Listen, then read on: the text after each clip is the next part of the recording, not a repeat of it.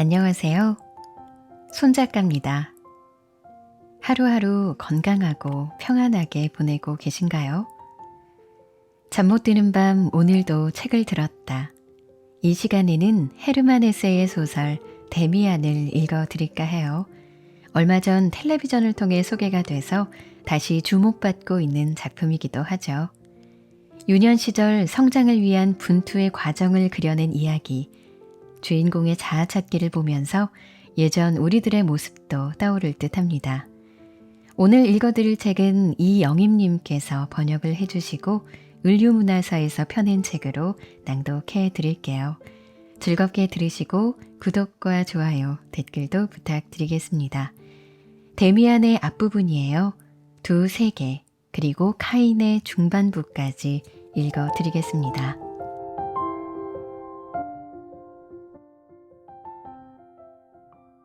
10살 때 고향 소도시의 라틴어 학교에 다니던 시절의 체험으로 내 이야기를 시작하려 한다.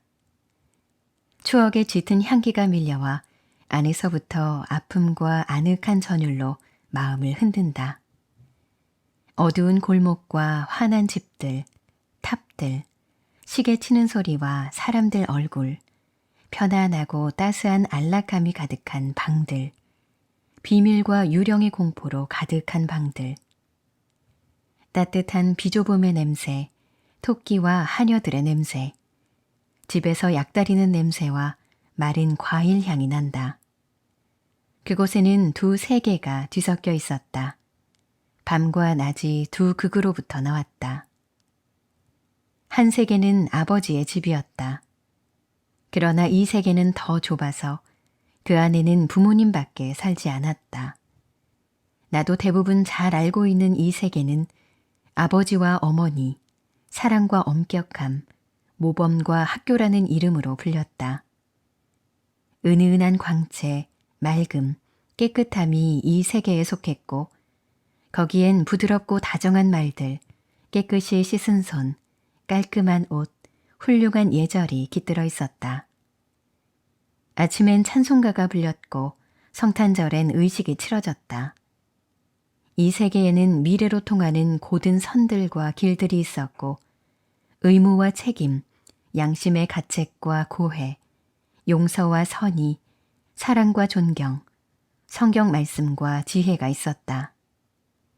삶이 맑고 정결하고 아름답고 정돈되어 있으려면 이 세계 쪽에 서야 했다. 한편 또 하나의 세계가 바로 우리 집 한복판에서 이미 시작되고 있었는데 그것은 전혀 다른 세상이었다. 냄새도 다르고 말도 다르고 약속하고 요구하는 것도 달랐다.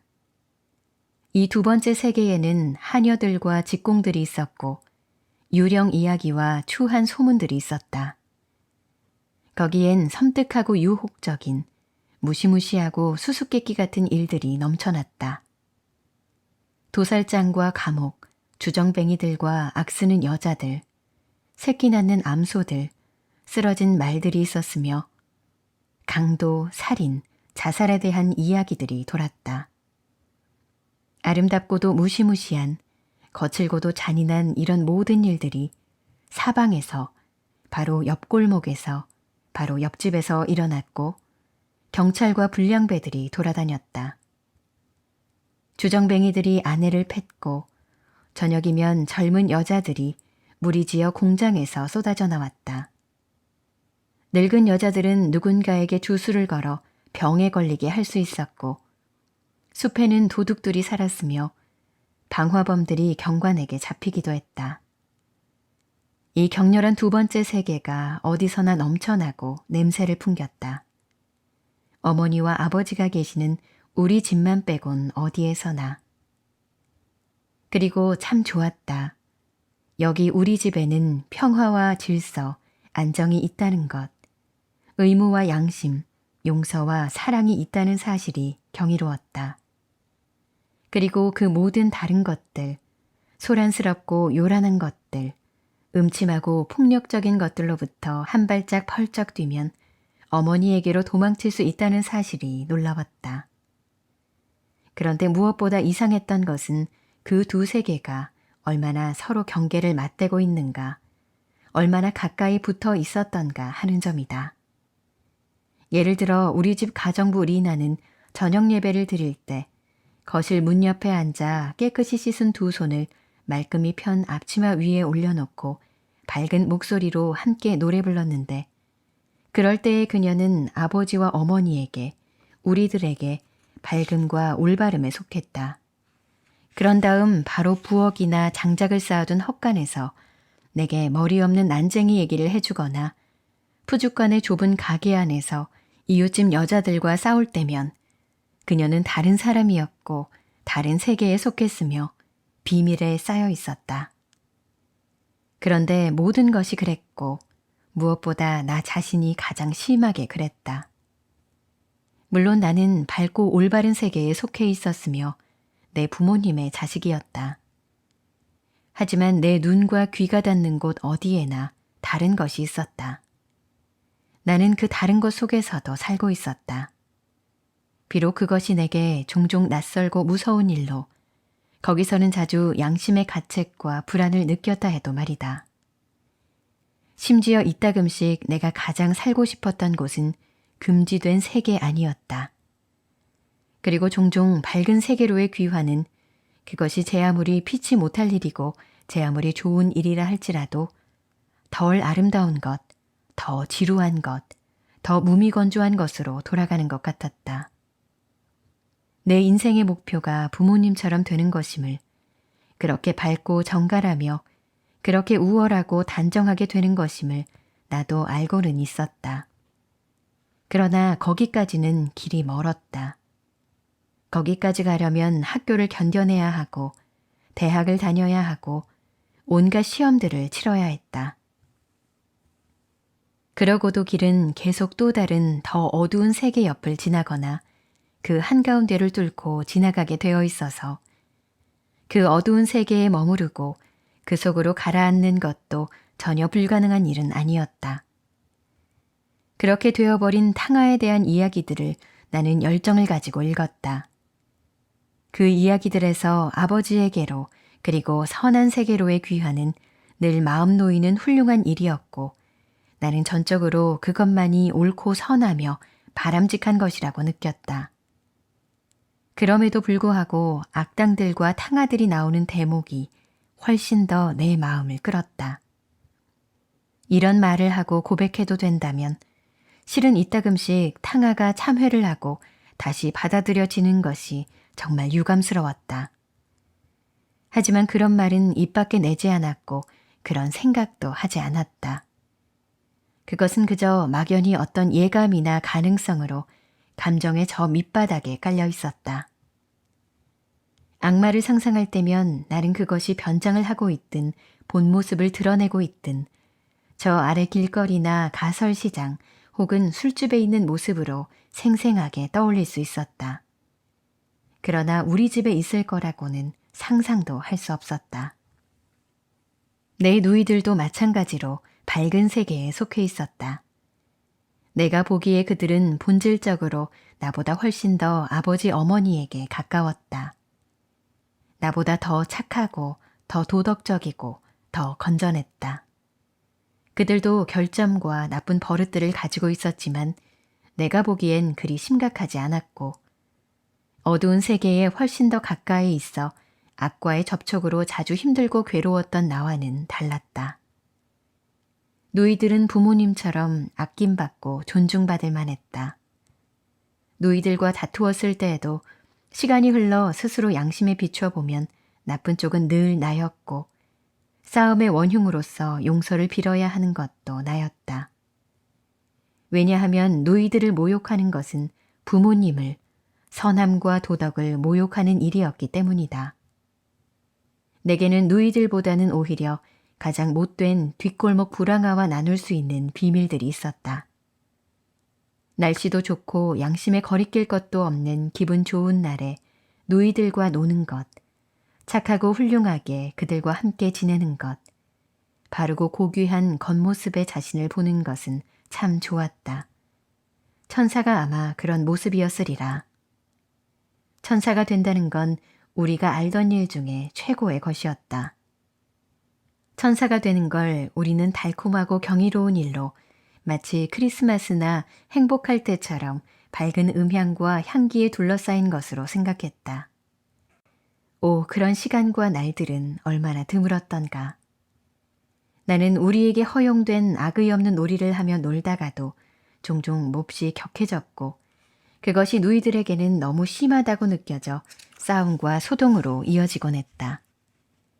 나는 화가 치밀면 난폭해져서 닥치는 대로 말하고 행동했는데 내뱉는 순간 스스로도 그 극악무도함이 뼛속 깊이 느껴지는 폭언을 해대곤 했다.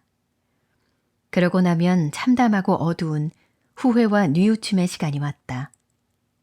그 다음엔 용서를 빌어야 하는 고통스러운 순간이 찾아왔고 그런 후에야 다시 밝은 빗줄기가 갈등 없는 조용하고 고마운 행복이 몇 시간 혹은 짧은 순간 돌아오곤 했다.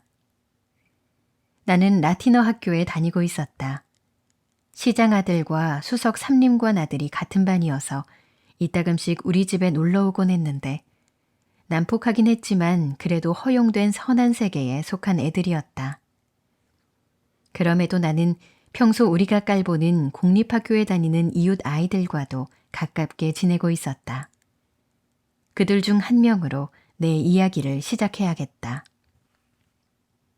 수업이 없는 어느 오후, 10살이 막 지났을 때였다. 나는 이웃집 애들 2명과 근처를 이리저리 돌아다니고 있었다. 그때 더 큰 애가 하나 다가왔다. 13살쯤 된 힘세고 상스러운 애였는데 공립학교 학생으로 재단사의 아들이었다. 그의 아버지는 술주정뱅이였고 가족 모두 평판이 좋지 않았다. 프란츠 크로머는 나도 잘 알고 있었는데 나는 그 애가 무서웠다. 그때 그를 마주친 게 나로선 달갑지 않았다. 그 애는 벌써 어른 티를 내며 젊은 직공들의 걸음걸이와 말투를 흉내내고 있었다. 우리는 그 애를 따라 다리 옆으로 해서 강가로 내려갔다. 그러고는 첫 번째 교각 아래에 사람들 눈에 잘 띄지 않는 곳으로 갔다. 아치형 교각과 천천히 흐르는 강물 사이에 있는 좁다란 강변에는 쓰레기, 유리조각, 잡동사니가 온통 널려 있었고 녹슨 철사줄이며 온갖 허접 쓰레기들이 여기저기 엉켜 있었다. 거기서 사람들은 가끔 쓸만한 것을 발견할 수도 있었다. 우리는 프란츠 크로머의 지휘를 받으며 그 주변을 뒤져서 찾아낸 것들을 그 애에게 보여주어야 했다. 그러면 그 애는 그것을 제 주머니에 집어넣든가 물속으로 던져버리든가 했다. 그 애는 우리에게 특히 나비나 구리 혹은 주석으로 된 물건이 있는지 잘 살피라고 했고 그런 것들은 모두 자기가 챙겨 넣었다. 그 애는 뿔로 만든 낡은 빗도 하나 챙겼다. 그와 함께 있는 내내 나는 마음이 조마조마했다. 아버지가 아신다면 내게 이런 교제를 금하시리라는 것을 알아서가 아니라 프란츠 크로머가 두려웠기 때문이다. 그 애가 나를 받아들여 다른 애들과 똑같이 대하는 것은 기뻤다. 내가 그 애와 어울리는 일은 이번이 처음인데도 마치 오래전부터 그렇게 해온 것처럼 그 애는 명령하고 우리는 복종했다. 마침내 우리는 땅바닥에 앉았다. 프란츠가 물속에다 침을 뱉었는데 흡사 어른 같았다. 이새로 침을 찍 뿜어 원하는 대로 어디든지 맞췄다. 이야기가 시작되었다. 아이들은 또래 학생들이 저지를 수 있는 온갖 허풍과 나쁜 짓들을 자랑삼아 떠들어댔다. 나는 잠자코 있었는데 그 침묵이 눈에 띄어 크로모의 분노를 사게 되지 않을까 두려웠다. 두 친구는 처음부터 내게서 떨어져 나가 크로모에게 붙었고 나는 그들 사이에서 이방인이었다. 그 애들에게는 내 옷차림이나 태도가 거슬린다는 걸 느끼고 있었다. 라틴어 학교 학생인데다 좋은 집안 아들인 나를 프란츠 크로머가 좋아할 리 없었고 다른 두 아이는 무슨 일이 벌어져 내가 곤경에 빠져도 모르는 척하리라는 걸 나는 잘 알고 있었다. 순전히 겁이 나서 마침내 나도 이야기를 시작했다. 대담한 도둑 이야기를 꾸며냈는데 나를 그 주인공으로 만들었다. 길 모퉁이 물방앗간집 과수원에서 어느 날 밤 친구 하나와 사과를 한 자루 가득 훔쳤는데 그것도 보통 사과가 아니라 라이네테와 골드 파르메네 같은 최고급 품종이었노라고 했다. 순간의 위험을 모면하기 위해서 나는 그 이야기로 피신에 들어간 것이었다. 이야기를 꾸며내어 들려주는 것은 나로서는 능숙한 일이었다. 다만 이야기가 너무 빨리 끝나서 더 난처한 일에 말려들지 않도록 나는 온갖 기교를 발휘했다. 한 명이 나무 위로 올라가 사과를 아래로 던지는 동안 다른 한 명은 밑에서 계속 망을 보아야 했다고 나는 말했다. 그리고 자루가 얼마나 무거웠던지 마침내 우리는 그것을 다시 풀어서 반을 덜어내야 했다고. 그러나 반 시간 뒤에 다시 가서 그것도 마저 가져왔노라고 했다.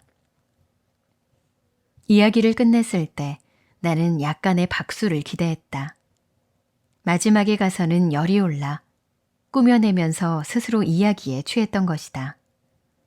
작은 애 둘은 멀뚱하니 말이 없었고 프란츠 크로머는 눈을 가느스름하게 뜨고 노려보며 위협적인 목소리로 물었다.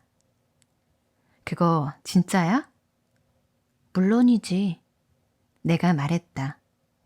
정말로 그런 짓을 했단 말이지? 그래, 정말로 했어. 단호하게 말했지만 속으로는 겁이 나서 숨이 막힐 지경이었다. 맹세할 수 있어? 난 깜짝 놀랐지만 즉시 그렇다고 했다. 그럼 맹세해. 하나님의 이름으로. 하느님의 이름으로. 나는 말했다. 그렇단 말이지? 그러더니 그는 몸을 돌렸다. 나는 그것으로 잘 끝났다고 생각했고 그 애가 곧바로 일어나서 돌아가자고 했을 때 기뻤다. 다리 위에 이르자 나는 머뭇거리며 이제 집에 가야 한다고 말했다. 그렇게 서두를 것 없어. 프란츠가 웃었다. 우린 가는 길이 같잖아.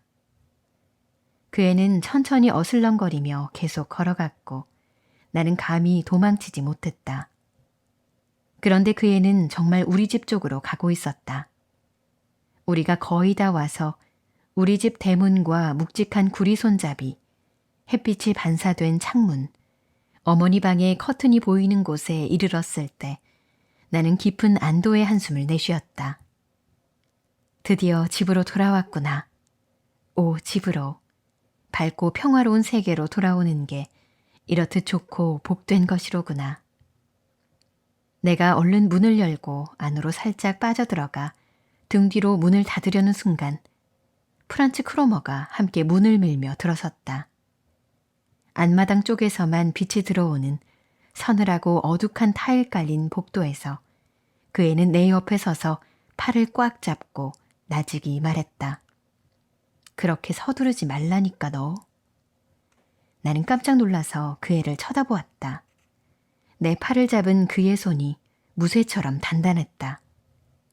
나는 생각해 보았다. 얘가 도대체 무슨 생각을 하는 거지? 나를 괴롭히겠다는 건가? 지금 내가 소리를 지르면, 큰 소리로 외치면 위에서 누군가 나를 구하러 제때 달려나올 수 있을까? 그러나 나는 포기했다. 뭐지? 어쩌겠다는 거야? 내가 물었다. 별거 아니야. 그냥 너한테 뭘 좀 더 물어봐야겠어. 다른 사람들은 들을 필요 없는 거야. 그래? 나보고 무얼 더 말하라는 거야? 난 들어가 봐야 돼. 알잖아. 너도 알고 있겠지? 프란츠가 나직이 말했다. 길모퉁이 물방앗간 옆 과수원이 누구네 건지? 아니, 난 몰라. 물방앗간 주인 거겠지.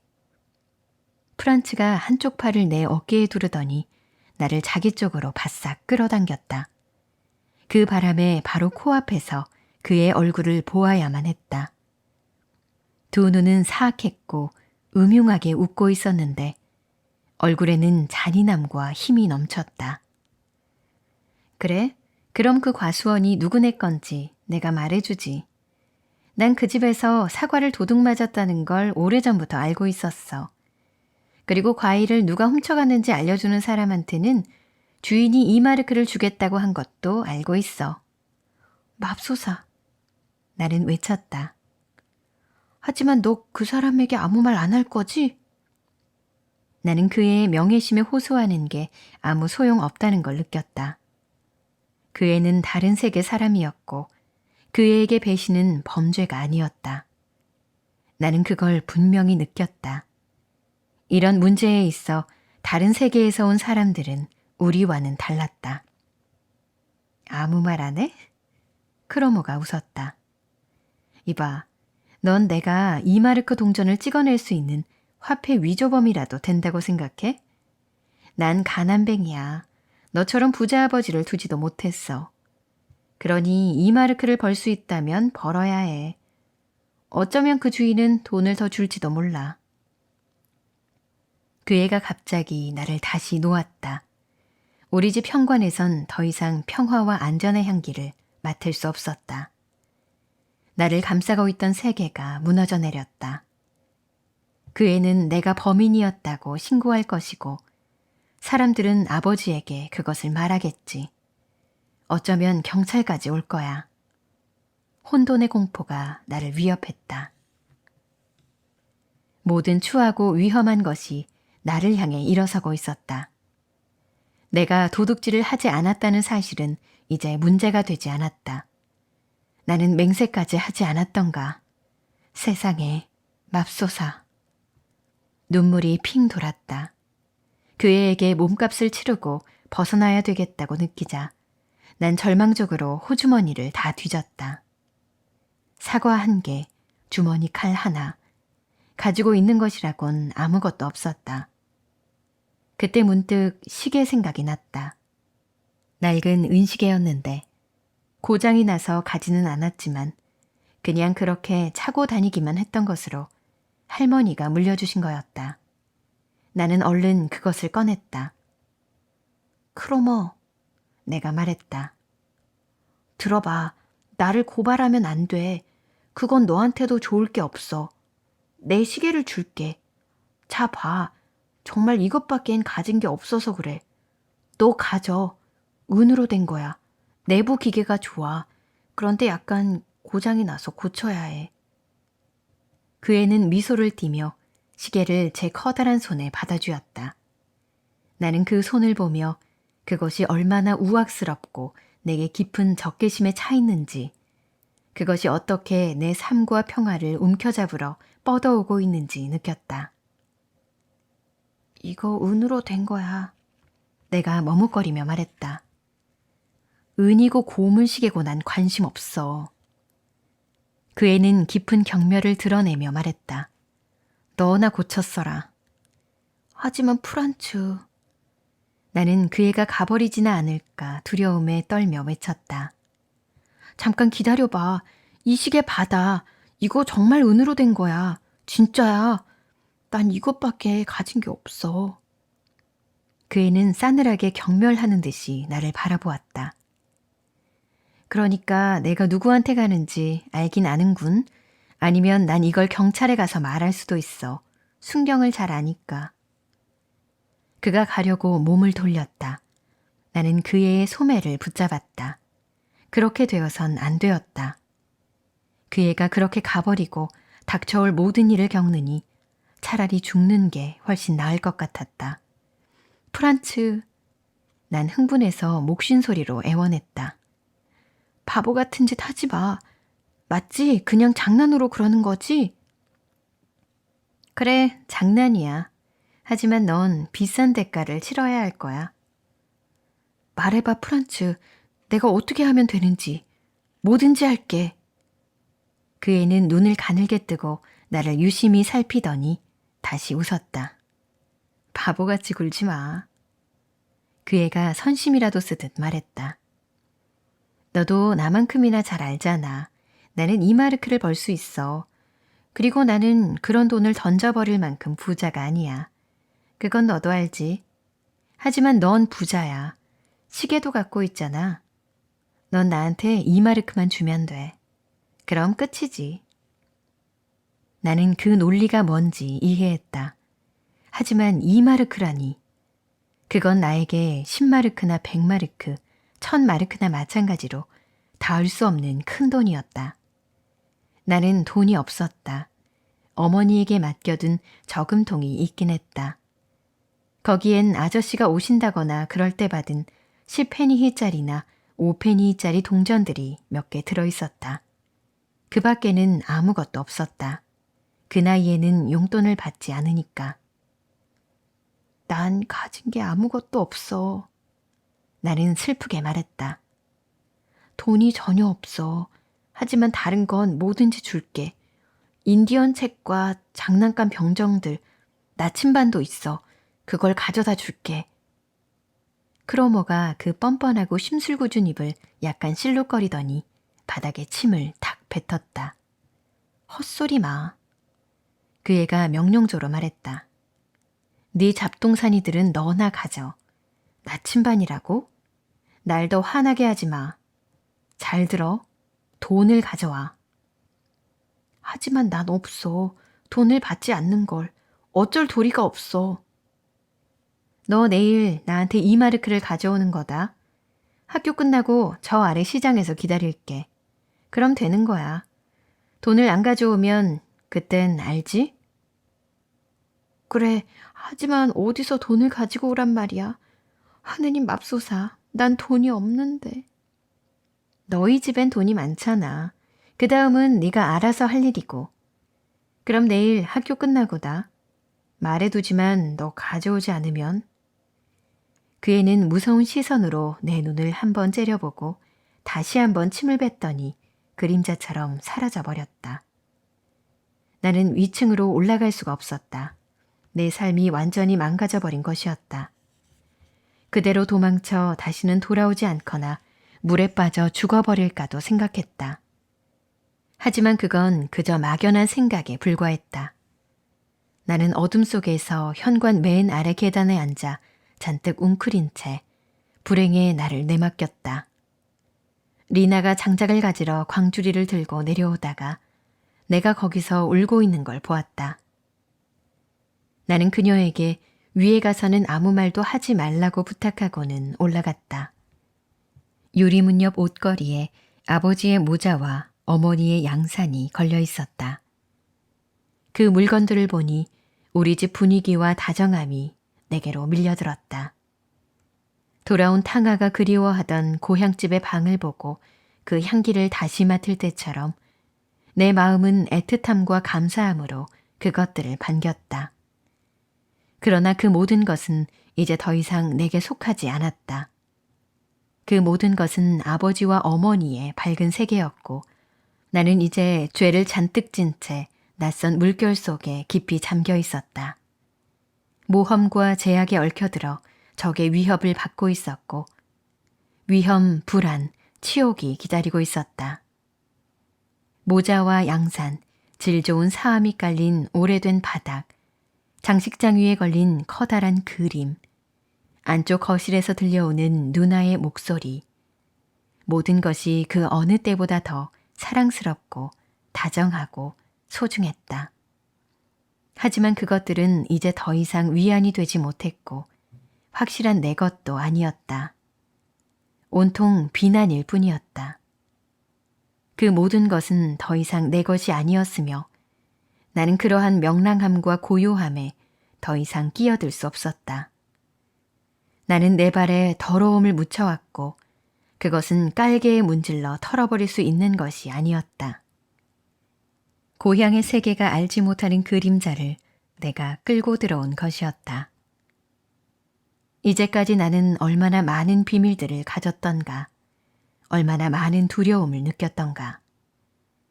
그러나 내가 오늘 집으로 끌고 들어온 것에다 대면 그것들은 모두 놀이요 장난이었다. 운명이 내 뒤를 쫓고 있었다. 어머니가 알아서는 안 되는 손이, 그 앞에서는 어머니도 지켜줄 수 없는 손이 나를 향해 뻗쳐오고 있었다. 이제는 내 범행이 도둑질이었든 거짓말이었든 매 한 가지였다. 내 죄는 이것인가 혹은 저것인가가 아니라 바로 내가 악마에게 손을 내밀었다는 사실 그 자체였다. 왜 내가 그 애를 따라갔을까? 왜 나는 이제껏 아버지한테 했던 것 이상으로 크로모에게 순종했을까? 왜 나는 그따위 도둑질 이야기를 꾸며냈을까? 그러곤 그 범행이 무슨 영웅적인 행위라도 되는 양 으스댔을까? 이제 악마가 내 손을 잡았고 적이 내 뒤를 쫓고 있었다. 한순간 나는 더 이상 내일 일이 두려운 게 아니라 무엇보다 내 길이 이제 점점 더 비탈 아래로 어둠 속으로 빠져들게 되리라는 끔찍한 확신 때문에 두려웠다. 나는 똑똑히 감지하고 있었다. 지금 이 잘못으로 인해 새로운 잘못을 줄줄이 저지를 게 틀림없다는 것을. 누이들 곁에 있고 부모님께 인사하고 키스하는 것이 거짓이 되리라는 것을. 마음속 깊이 운명과 비밀을 숨기고 살게 되리라는 것을. 아버지의 모자를 보고 있자니 한순간 어떤 신뢰와 희망이 마음속에서 번쩍하고 일었다. 아버지에게 모두 털어놓고 아버지의 처분에 따라 벌을 받으면 아버지를 내 비밀의 공유자이자 구원자로 만들 수 있지 않을까. 그건 그저 내가 그동안 자주 했던 참회의 하나에 불과할 텐데. 조금 힘들고 씁쓸한 시간이긴 해도 잔뜩 후회하며 어렵게 용서를 구하는 일에 불과할 텐데 하는 생각이었다. 그런 생각이 얼마나 달콤하게 느껴졌던가. 얼마나 아름다운 유혹이었던가. 하지만 소용없었다. 나는 내가 그러지 않으리라는 것을 알고 있었다. 내가 이제 하나의 비밀을, 죄 하나를 지니고 있으며 그것을 혼자서 감당해야 한다는 것을 알고 있었다. 어쩌면 나는 갈림길에 서 있는 것인지도 몰랐다. 어쩌면 나는 그 시각부터 영원히 나쁜 것에 속해 나쁜 사람들과 비밀을 나누고 그들에게 종속되고 그들에게 복종하며 그들과 같은 사람이 되어야 할지도 몰랐다. 나는 어른인 척, 영웅인 척했고 이제 그 결과를 감당해야 하는 것이었다. 내가 안으로 들어섰을 때 아버지가 내 젖은 구두만 본 게 다행이다 싶었다. 그것에 관심이 쏠려 아버지는 더 나쁜 것은 알아차리지 못했다. 속으로 몰래 비난을 다른 일에 갖다 붙이며 나는 그냥 야단 맞으며 서 있기만 하면 되었다. 그런데 순간 마음속에서 새롭고 묘한 감정이 불꽃처럼 확 일어났다. 못되고 가시돋친 예리한 감정이었다. 내가 아버지보다 우월하다고 느꼈던 것이다. 한순간 난 아무것도 모르는 아버지에게 어떤 경멸감을 느꼈다. 장화가 젖었다고 나무라는 그의 야단이 하찮아 보였다. 만약 당신이 그걸 안다면 하고 난 생각했다. 흡사 살인죄를 고백할 판에 빵 한 조각 훔쳤다고 신문받는 범죄자가 된 느낌이었다. 그것은 고약하고도 반항적인 감정이었다. 그러나 강렬했고 깊은 매력을 지니고 있었다. 그 감정은 다른 어떤 생각보다 더 단단하게 내 비밀과 죄에 나를 묶어버렸다. 나는 생각했다. 아마 지금쯤 저 크로모 자식은 경찰에 가서 내 이름을 댔을지도 몰라. 여기선 날 어린애로 보고 있지만 내 머리 위로 지금 천둥벼락이 몰려들고 있지. 지금까지 이야기한 모든 체험 중에서 가장 중요하고 잊지 못할 순간이었다. 그것은 아버지의 신성함에 새겨진 첫 칼자국이었다. 내 유년의 삶을 떠받치고 있는, 그리고 누구든 자기 자신이 되기 위해선 넘어뜨려야 하는 큰 기둥에 난 첫 번째 칼자국이었다. 우리들 운명의 내면적이고 본질적인 선은 아무도 보지 못하는 이런 체험들로 이루어진다. 그런 칼자국과 균열은 점점 수가 늘어나고 아물고 잊혀가지만 우리 마음속 가장 비밀스러운 방에서는 여전히 살아남아 계속 피를 흘린다. 그 새로운 느낌에 곧 나 자신이 무서워졌다. 난 곧바로 엎드려 아버지 발에 키스라도 하며 사죄하고 싶었다. 그러나 누구도 본질적인 것을 사죄할 수는 없는 법이다. 그런 것은 어린아이도 어느 현자 못지않게 깊이 느끼고 안다.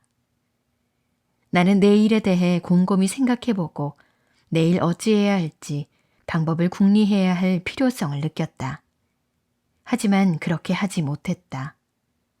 저녁 내내 우리 집 거실의 달라진 분위기에 익숙해지느라 무진 애를 써야 했다. 벽시계와 테이블, 성경책과 거울, 서가와 벽에 걸린 그림들이 마치 나에게 이별을 고하고 있는 듯했다. 나의 세계가 행복하고 아름다운 내 삶이 과거가 되어 나에게 멀어져 가는 것을 나는 얼어붙는 것 같은 가슴으로 바라보고 있어야 했다. 그리고 내가 저 바깥의 어둠과 낯선 곳 속에 흡입력 있는 새 뿌리를 내리고 얼마나 단단히 박혀 있는지 느껴야 했다. 처음으로 나는 죽음을 맛보았다. 쓰디쓴 맛이었다. 왜냐하면 죽음은 탄생이니까. 무시무시한 새로운 것 앞에서의 불안과 두려움이니까. 마침내 침대에 누웠을 때 난 기뻤다. 그 전에 마지막 정주의 불로 저녁 기도가 내게 내려졌다. 게다가 우리는 내가 제일 좋아하는 노래도 불렀다. 아, 나는 함께 부르지 못했다. 하나하나가 나에게는 쓸개즙이고 독약이었다. 아버지가 축복의 말을 했을 때 나는 함께 기도하지 않았다.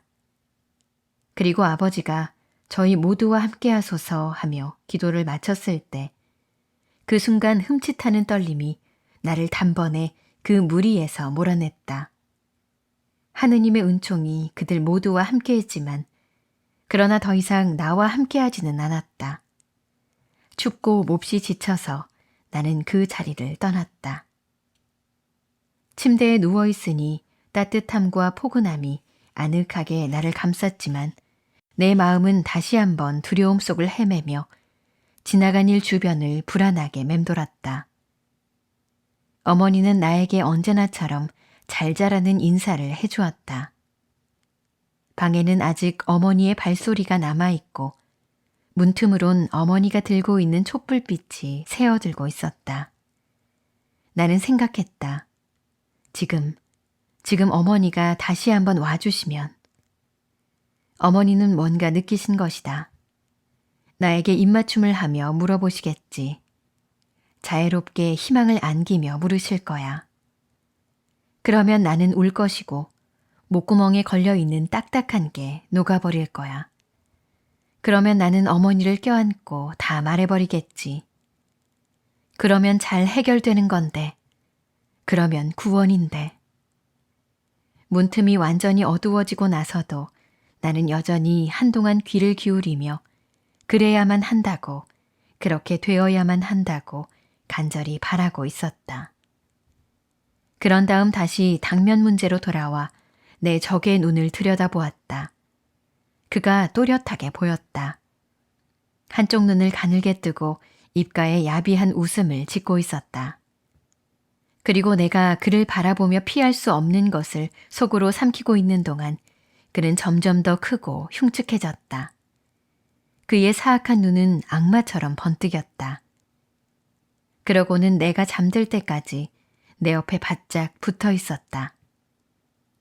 그러나 잠들고 나서 꾼 꿈은 그에 대한 것도 그날 있었던 일에 대한 것도 아니었다.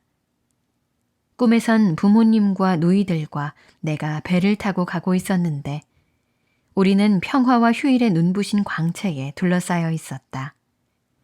한밤중에 깨어났는데 그때까지도 행복감의 여운이 가시지 않아 누이들의 하얀 여름옷이 햇빛 속에 빛나며 아른거리는 듯했다.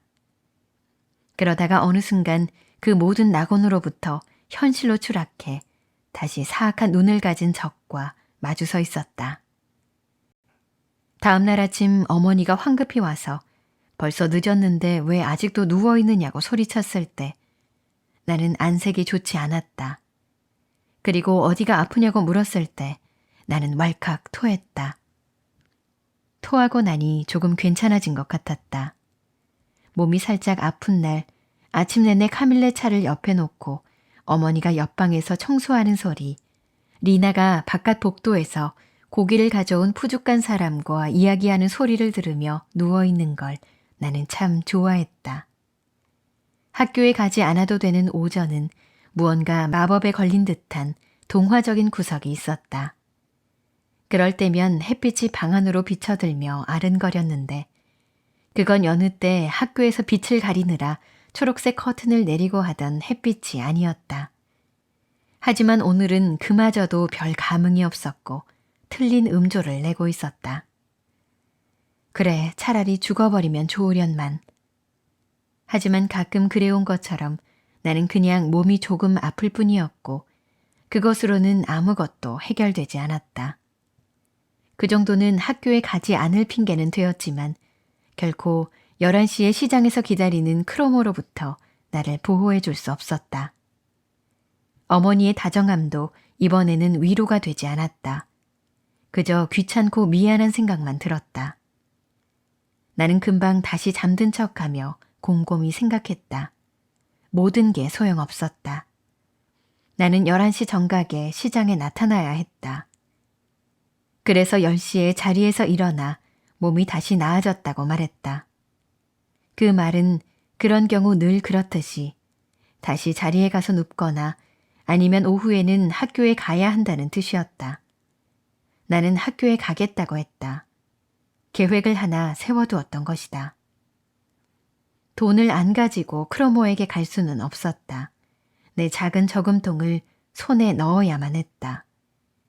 그 안에 충분한 돈이 들어있지 않다는 건 나도 알고 있었다. 어림없었다. 하지만 그래도 얼마는 되고 약간의 돈이라도 전혀 없는 것보다는 나으며 적어도 크로모를 달래주리라는 걸 직감으로 알았다. 양말바람으로 살그머니 어머니 방에 들어가 책상에서 내 저금통을 꺼냈을 때는 기분이 나빴다. 하지만 어제 일들만큼 기분 나쁘지는 않았다. 심장이 너무 뛰어 숨이 막힐 것만 같았다. 아래로 내려와 계단 참에서 살펴보고는 저금통이 잠겨 있다는 것을 알았을 때도 그 두근거림은 여전했다. 저금통을 여는 것은 아주 쉬웠다. 얇은 양철 격자를 뜯어내면 되었다. 하지만 구멍난 자리를 보니 마음이 아팠다. 그로써 나는 도둑질을 한 것이었다. 그전까지는 그저 사탕이나 과일 같은 걸 몰래 꺼내 먹는 게 전부였다. 비록 내 돈이라곤 해도 지금 이건 훔친 돈이었다. 나는 내가 어떻게 다시 크로모와 그의 세계에 한 발짝 다가섰는지, 일이 얼마나 시시각각 내리막길로 치닫고 있는지 느꼈고 거기 저항했다. 하지만 악마가 데려간다 해도 이제 되돌아갈 길은 없었다. 나는 걱정스레 돈을 세어보았다. 저금통 안에서는 그렇게 가득 찬 소리를 내더니 손에 쥐고 보니 보잘것없이 적었다. 65페니히였다. 나는 저금통을 아래 현관에 감춘 뒤 돈을 손에 꼭 쥐고 집을 나섰다. 지금까지 이 문을 지났던 그 어느 때와도 다른 모습으로. 위층에서 누군가 나를 불렀다. 아니, 그런 것만 같았다. 나는 얼른 그 자리를 벗어났다. 아직 시간이 많아서 나는 빙 둘러가는 길로 들어섰다. 달라진 시내 골목길들을 지나 처음 보는 구름의 풍경 아래로 나를 지켜보고 있는 집들을 지나 나를 의심하는 사람들 곁을 지나서 갔다. 가는 도중에 문득 학교 친구 하나가 언젠가 가축시장에서 1달러를 주었던 생각이 났다. 기적을 베푸셔서 나에게도 그런 횡재가 일어나게 해달라고 하느님께 기도하고 싶었다. 하지만 나는 이제 기도할 자격이 없었다. 설령 있었다 한들 저금통이 다시 온전해지지는 않았으리라. 프란츠 크로머는 멀리서 나를 보고도 아주 천천히 다가왔다. 마치 내게는 신경도 쓰지 않는 듯했다. 내 쪽으로 가까이 온 그 애는 명령하듯 자기를 따라오라는 눈짓을 하고는 한 번도 돌아보지 않고 느긋하게 걸어갔다. 그러곤 슈트로 거리를 따라 내려가 작은 다리를 건너 집들이 끝나는 지점에 있는 공사 중인 어느 집 앞에서 멈춰섰다. 거기는 작업을 하고 있지 않았다. 문도 창문도 없이 벽들이 휑하니 서 있었다. 크로모가 주위를 살피더니 안으로 들어갔고 나도 뒤따라 들어갔다. 그 애는 벽 뒤로 가서 가까이 오라는 신호를 보내고는 손을 내밀었다. 가지고 왔냐? 그 애가 차갑게 물었다. 나는 주머니에서 꼭 쥐고 있던 손을 꺼내 그의 손바닥 위에 돈을 쏟아놓았다. 그 애는 마지막 5페니짜리 동전에 찰그랑 소리가 가시기도 전에 벌써 돈을 다 세었다. 65페니 히로군 하며 나를 바라보았다. 그래, 내가 머뭇거리며 말했다. 그게 내가 가진 전부야. 너무 적지? 나도 알아. 하지만 그게 다야. 더 이상은 한 푼도 없어. 좀 더 똑똑한 줄 알았는데. 그 애는 거의 부드러운 어조로 나를 비난했다. 명예를 아는 남자들 사이에 질서가 있어야지. 나는 너한테 부당한 걸 받는 게 아니야. 그건 너도 알잖아? 네 푼돈은 도로 받아. 자, 다른 사람은 나한테 애누리를 하진 않아. 제값을 내지. 하지만 난 정말 더 이상은 없어. 그건 내가 저금한 돈 전부야. 그건 네 사정이고 널 불행하게 만들 생각은 없어. 너는 나한테 아직 1마르크 35페니 빚이 있는 거야. 언제 갚을 거지? 오, 반드시 줄게, 크로모. 지금은 모르겠어. 아마 곧 돈이 생길 거야. 내일이나 모레. 내가 이 일을 우리 아버지에게 말할 수 없다는 건 너도 알잖아. 그건 내가 알 바 아니야. 난 널 괴롭힐 생각이 없어. 나는 내 돈을 오늘 오전 중에라도 가질 수 있어. 알겠어? 그리고 난 가난해. 넌 좋은 옷을 입고 있고 뭐든 나보다 더 좋은 걸 먹겠지. 그러나 아무 말 않겠어. 내가 좀 더 기다려주지. 모레 내가 휘파람을 불게. 오후에. 그땐 제대로 가져와야 돼. 내 휘파람 소리 알지? 그 애는 내 앞에서 휘파람을 불어 보였다. 자주 듣던 소리였다. 알아. 내가 말했다. 그 애는 가버렸다. 내가 자기와 아무 상관없는 사람이라는 듯이. 그건 우리 사이의 거래였다. 그 이상 아무것도 아니었다. 오늘이라도 어디선가 크로모의 휘파람 소리가 들린다면 나는 깜짝 놀라리라. 그때부터 나는 그 휘파람 소리를 자주 들었다. 지금도 내게는 그 소리가 계속 들리는 것 같다. 나를 예속시킨, 이제 내 운명이 되어버린 그 휘파람 소리가 뚫고 들어오지 못할 장소는 없었고 놀이도 일도 생각도 없었다. 단풍이 곱게 물든 온화한 가을날 오후 나는 자주 내가 몹시 좋아했던 우리 집 작은 화단에 나와 있곤 했다. 그럴 때면 이상한 충동이 내가 더 어렸을 때 했던 소년들의 놀이를 다시 해보게 만들었다. 그럴 때 나는 나보다 더 어린, 아직 착하고 자유롭고 순진하며 잘 보호받는 소년 역할을 하고 놀았다. 그러나 그 한가운데로 늘 예상은 하지만 그럼에도 매번 사람을 깜짝 놀라게 하는 크로모의 휘파람 소리가 어디에선가 갑자기 들려와 줄을 탁 끊고 상상을 짓뭉개곤 했다. 그러면 나는 가야 했다. 나를 괴롭히는 자를 따라 어딘가 나쁘고 추한 곳으로 가야 했다. 그에게 변명을 늘어놓고 돈 재촉을 받아야 했다. 그 모든 일이 아마 몇 주일쯤 계속되었을 것이다. 하지만 나에게는 그것이 수년, 아니 영원처럼 느껴졌다. 내게 돈이 있었던 적은 드물었다. 기껏해야 5페니짜리나 10페니짜리 한 개가 전부였는데 리나가 장바구니를 부엌 식탁 위에 놔두면 거기서 훔친 것이었다. 매번 나는 크로모에게 욕을 먹었다. 내게 온갖 경멸이 퍼부어졌다. 그 애를 속이고 그 애가 당연히 받아야 할 돈을 주지 않으려 하니 나는 그의 돈을 훔친 것이고 그 애를 불행하게 만든 원흉이라나. 살면서 괴로움이 그렇게 심장까지 차오른 적이 없었다.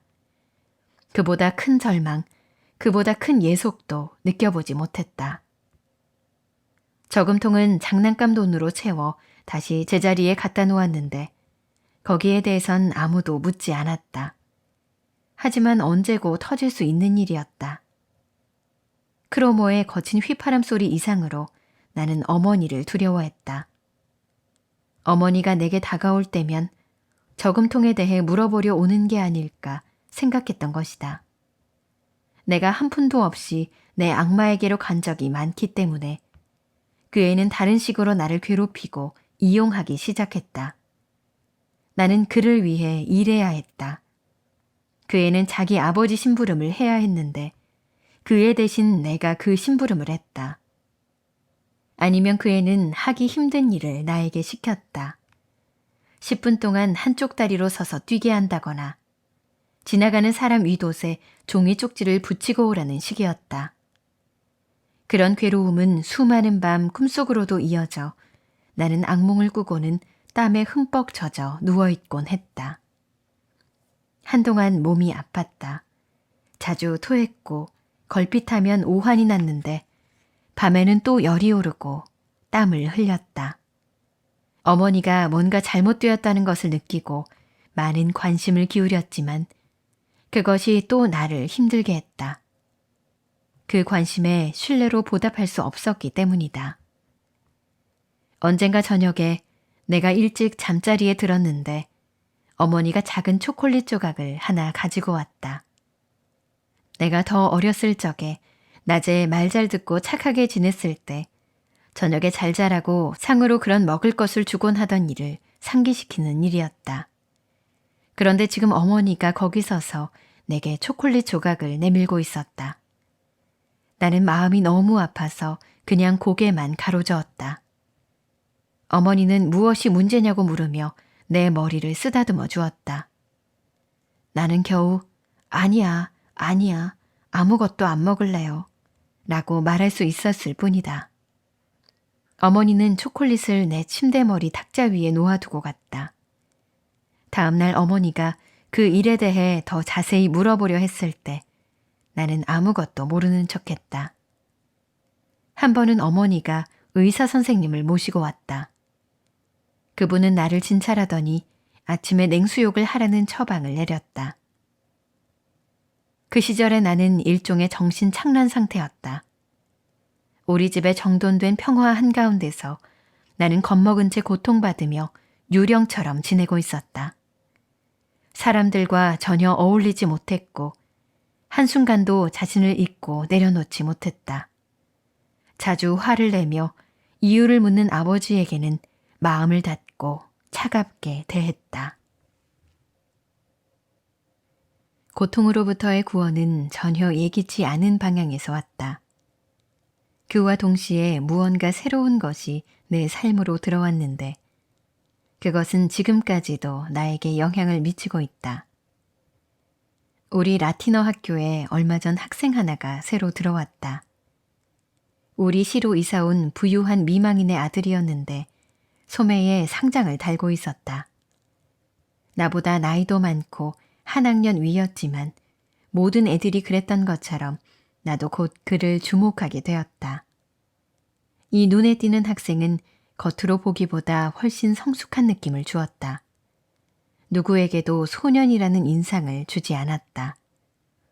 우리 어린 소년들 사이에서 그는 마치 어른처럼, 아니 신사처럼 낯설고 의젓한 태도로 돌아다녔다. 호감의 대상은 아니었다. 그는 노는 데 끼지 않았고 싸움에 끼는 일은 더더욱 없었다. 다만 선생님들을 대하는 그의 자신감 있는 어조가 학생들 마음에 들었다. 이름은 막스 데미안이었다. 우리 학교는 이따금 합반을 하곤 했는데 어느 날 무슨 이유에선지 교실이 넓은 우리 반에 한 반이 더 들어와 수업을 하게 되었다. 데미안의 반이었다. 우리 학급생들은 성경 시간이었고 상급생들은 장문을 했다. 카인과 아벨의 이야기를 배우는 동안 나는 데미안의 얼굴을 자주 건너다 보았다. 그의 얼굴은 묘하게 나를 매혹시켰다. 나는 그 총명하고 환하고 유난히 확고한 얼굴이 주의 깊고 명민하게 과제 위로 숙여져 있는 것을 바라보았다. 그는 과제를 하고 있는 학생이 아니라 마치 자신의 문제에 몰두하고 있는 학자처럼 보였다. 사실 호감이 가는 건 아니었다. 오히려 나는 그에게 뭔지 모를 거부감을 느꼈다. 그는 너무 우월하고 침착했으며 도전적으로 느껴질 만큼 자신만만했다. 그의 눈은 어른의 표정을 띠고 있었는데 약간 슬픈 듯 일말의 조소를 머금고 있었다. 그러나 내 마음에 들든 안 들든 나는 그를 계속 바라보지 않을 수 없었다. 그러나 어쩌다 그가 내 쪽을 보자 나는 깜짝 놀라 얼른 눈길을 돌렸다. 그 당시 학생 시절에 그가 어떤 모습이었는지를 지금 생각해보면 이렇게 말할 수 있다. 그는 모든 면에서 평범한 학생들과 달랐고 대단히 주체적이고 개성이 강해 눈에 띄었다고. 그러나 동시에 남의 눈에 띄지 않으려고 온갖 노력을 다했다. 그래서 마치 농부의 자식들 사이에서 그들처럼 보이려고 애쓰는 변장한 왕자 같은 모습이었다고 말이다. 학교에서 돌아오는 길에 그가 내 뒤에서 걸어왔다. 아이들이 뿔뿔이 흩어져 가버리자 그가 내 옆으로 와 인사를 건넸다. 이 인사도 그가 우리 학생들 어투를 쓰긴 했지만 어른스럽고 정중했다. 조금 같이 걸을까? 그가 다정하게 물었다. 나는 기분이 좋아서 고개를 끄덕였다. 그러고는 우리 집이 어딘지 자세히 말해주었다. 아, 거기? 그가 미소 지으며 말했다. 그 집이라면 벌써 알고 있지. 현관문 위에 있는 독특한 장식물이 흥미로웠거든. 그가 무엇을 말하는 건지 나는 얼른 알아차리지 못했다. 그리고 우리 집을 나보다 더 잘 알고 있는 것 같아 놀랐다. 현관문 위 아치 꼭대기에 박힌 쐐기돌이 일종의 문장으로 되어 있었는데 아마 그걸 말하는 듯했다. 세월이 흐르면서 달아 납작해지고 여러 번 덧칠된 것으로 내가 아는 한 우리나 우리 가문과는 아무 상관없는 것이었다. 그것에 대해 난 잘 몰라. 내가 수줍게 말했다. 새이거나 뭐 그 비슷한 건데 아주 오래된 것임에 틀림없어. 그 집이 예전엔 수도원에 속했었대. 그럴 수도 있지. 그가 고개를 끄덕였다. 한번 잘 살펴봐. 그런 것들은 되게 아주 흥미롭거든. 내 생각에 그건 매야. 우리는 계속 걸었고 나는 몹시 당황하고 있었다.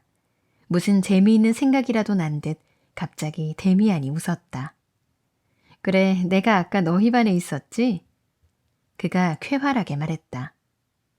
이마에 표적을 단 카인에 대한 이야기였어. 맞지? 그 이야기 마음에 들던? 아니었다. 우리가 배워야 했던 것들 중 그 어떤 것도 내 마음에 드는 일은 드물었다. 하지만 차마 그렇게 말할 수 없었다. 마치 어른과 대화하고 있는 것 같았기 때문이다. 난 그 이야기가 아주 마음에 든다고 했다. 데미안이 내 어깨를 툭 쳤다. 어이, 나한테는 그런 척 할 필요 없어. 하지만 그 이야기는 정말 특이해. 내 생각에 수업 시간에 배우는 대부분의 다른 이야기들에 비해 훨씬 특이해. 선생님은 거기에 대해 별다른 설명 없이 그저 신이나 죄악 등 다 아는 이야기만 하셨지. 하지만 내 생각에는 말이야. 그는 말을 끊더니 미소 지으며 물었다. 그런데 이런 것에 관심이 있니? 그래, 그러니까 내 생각은 하고 그가 계속했다. 카인의 이야기를 전혀 다르게 해석할 수도 있다는 거야. 우리가 배우는 대부분의 것들은 분명 진실이고 올바른 것이지만 그것들 모두를 선생님들이 보시는 것과는 다르게 볼 수도 있어. 그러면 대체로 훨씬 나은 뜻을 지니게 되지. 예를 들어 카인과 그의 이마에 있는 표정만 해도 우리가 설명 들은 것만으로는 뭔가 석연치 않은 구석이 있잖아. 너도 그렇게 생각하지 않니? 어떤 사람이 싸우다가 자기 형제를 때려 죽이는 건 분명 일어날 수 있는 일이야. 그런 다음 겁을 먹고 움츠러드는 것도 있을 수 있는 일이지. 하지만 그가 그 비겁함 때문에 특별히 훈장으로 표창을 받고 그 훈장이 그를 지켜주며 다른 사람들을 겁먹게 한다니. 그건 정말 이상하잖아. 그러네. 내가 흥미를 느끼며 말했다. 그 일이 내 마음을 사로잡기 시작했던 것이다. 하지만 그 이야기를 어떻게 달리 설명한단 말이야? 그가 내 어깨를 툭툭 쳤다. 아주 간단해. 뭔가 있어서 그 이야기에 발단이 된 것은 표적이야. 어떤 남자가 있었는데 그의 얼굴에는 다른 사람들을 겁나게 하는 뭔가가 있었지. 사람들은 감히 그를 건드리지 못했어. 그가 그들을 압도했던 거야. 그와 그의 자손들이 말이야. 그러나 아니 확실히 그건 우체국 소인처럼 정말로 이마에 찍힌 표적은 아니었을 거야. 세상 사는데 그렇게 단순한 일은 드물어. 오히려 그건 거의 알아보기 힘든 낯선 무엇, 시선에 깃든 비범한 정신이나 담대함 같은 사람들한테 익숙하지 않은 무엇이었을 거야. 그 남자는 힘을 지녔고 사람들은 그 앞에서 움츠러들었어. 그는 하나의 표적을 가졌던 거지. 그걸 사람들은 자기네 원하는 대로 설명할 수 있었어. 사람들은 언제나 자기 편한 대로 스스로를 정당화하려 하지. 사람들은 카인의 자손들이 두려웠어. 그들은 표적을 지니고 있었거든. 그러니까 사람들은 그 표적을 원래대로 우월함으로 설명하는 게 아니라 그 반대로 설명한 거야. 사람들은 말했어. 그 표적을 지닌 놈들은 무섭다고. 그리고 사실 그들이 그렇기도 했어. 용기와 나름의 개성을 지닌 자들은 다른 사람들에게는 늘 아주 두렵기 마련이거든. 겁없는 두려운 족속이 돌아다닌다는 사실이 참 불편했겠지. 그래서 이 족속에게 별명 하나와 우화 하나를 달아놓은 거야. 복수하려고 자기들이 견뎌낸 무서움을 모든 사람들을 위해 좀 덜한 것으로 해두기 위해서 말이야. 이해가 되니? 그래, 그러니까 카인은 전혀 나쁜 사람이 아니었을 거란 말이지? 성경에 있는 이야기들도 모두 실제로는 사실이 아닐 거라고? 그렇기도 하고 아니기도 해. 그렇게 오래된 해묵은 이야기들은 늘 사실이야. 하지만 항상 사실대로 기록되는 것도 아니고 언제나 사실대로 설명되는 것도 아니야. 간단히 말하자면 내 생각엔 카인은 멋진 인간이었는데 그저 사람들이 그를 두려워해서 이 이야기를 그에게 달아놓았다고 봐. 그 이야기는 그냥 하나의 소문이었어. 사람들이 여기저기서 떠들어대는 그런 것 말이야. 하지만 카인과 그 자손들이 일종의 표적을 지니고 있었고 대부분의 사람들과 달랐다는 점에 있어서는 완전히 사실이야. 나는 너무 놀랐다. 그러면 동생을 때려 죽인 것도 전혀 사실이 아니라고 생각해? 나는 충격에 휩싸여 물었다.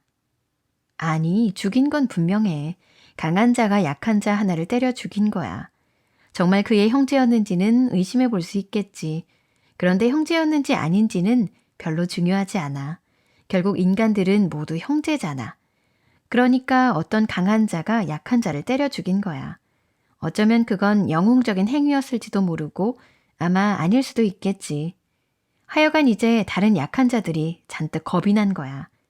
그들은 엄청 탄식했지. 왜? 너희들도 그를 때려 죽이면 되잖아? 라고 누가 물으면 그들은 우리는 겁쟁이거든 이라고 하지 않고 그럴 수가 없어. 그는 표적을 지니고 있으니까. 하나님이 그에게 표시를 해놓으셨거든. 대충 그런 식으로 사기가 이루어진 게 분명해. 이런 내가 너를 집에 못 가게 붙들고 있군. 그럼 잘 가라. 그는 알트가세로 꺾어져 가버렸고 혼자 남은 나는 이제껏 한 번도 경험해 본 적이 없을 정도로 혼란에 빠졌다. 그가 가자마자 그가 말한 모든 게 터무니없어 보였던 것이다. 카인은 고귀한 인간이고 아벨이 비겁자라니. 게다가 카인의 표적이 훈장이라니.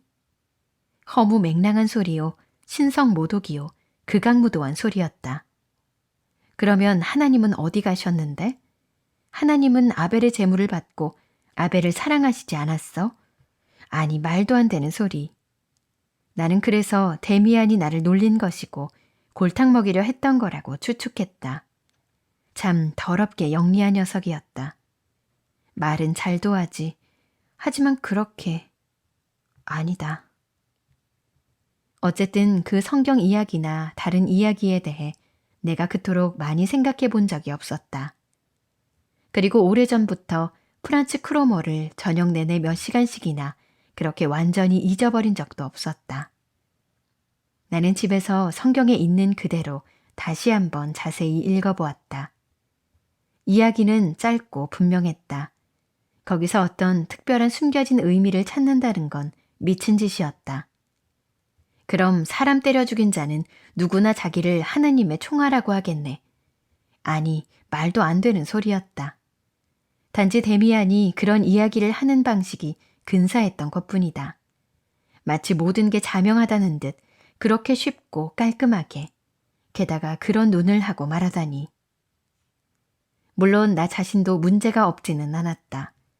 실은 커다란 혼란에 빠져 있었다. 나는 밝고 깨끗한 세계에서 살았고 나 자신이 일종의 아벨이었지만 이제 그토록 깊이 다른 세계에 처박힌 채 가라앉아 있었다. 그런데도 그런 생각에 전혀 동의할 수 없었다니. 어떻게 그럴 수가 있었을까? 그렇다. 그때 내 마음속에 기억 하나가 번개처럼 스치며 나는 그 순간 숨이 턱 막혔다. 지금의 이 비참함이 시작된 저 끔찍한 저녁에 아버지와 있었던 일이다. 그때 나는 한순간 아버지와 그의 밝은 세계, 그의 지혜를 단번에 꿰뚫어보고 경멸했었다. 그렇다. 그때 나는 카인이었고 그 표적을 지닌 나는 치욕이 아닌 훈장이라고 자만했었다. 내가 죄악과 불행으로 인해 아버지보다 선하고 경건한 사람들보다 더 높은 곳에 서 있다고. 이렇게 명료한 사고의 형태로 당시 그 일을 체험했던 건 아니지만 이 모든 것이 거기 포함되어 있었다. 고통스러우면서도 자랑으로 벅차오르는 이상한 감정의 동요가 불길처럼 확 타오른 그런 것이었다. 돌이켜 생각해보니 담대한 자들과 겁쟁이들에 대해 데미안은 얼마나 독특하게 말했던가. 카인의 이마에 있는 표적을 그는 얼마나 특별하게 해석했던가. 그때 그의 눈, 그 독특한 어른의 눈은 또 얼마나 묘한 빛을 발했던가. 그러자 어렴풋이 이런 생각이 뇌리를 스쳤다. 그 자신이 데미안이 카인 부류의 사람 아닐까. 스스로 그와 비슷하다고 느끼지 않는다면 왜 카인을 옹호하는 거지? 왜 그의 시선에는 그런 힘이 깃들어 있을까? 그는 왜 다른 사람들, 겁 많은 사람들, 어쨌든 하느님 마음에 드는 경건한 사람들에 대해 비웃음을 띠고 말하는 걸까? 이런 생각들이 줄을 이었다. 우물 안으로 돌이 하나 떨어졌고 그 우물은 나의 젊은 영혼이었다. 아주 길고 오랜 세월, 카인, 때려 죽임, 표적 같은 문제들은 인식과 회의, 비판에 이르려는 내 모든 시도의 출발점이었다.